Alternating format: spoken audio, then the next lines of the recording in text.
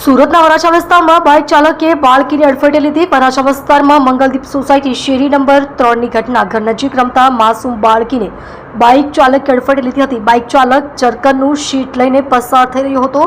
Handle પર જ મોટા 2 શીટના બંડલ હોવાથી બાળક બાઇક ચાલકને દેખાયું ન હતું. આ ઘટનામાં ઇજાગ્રસ્ત બાળકીને સારવાર માટે હોસ્પિટલમાં ખસેડાઈ હતી. બાળકીને ખભાના ભાગે સામાન્ય ઈજા થઈ હોવાનું સામે આવ્યું.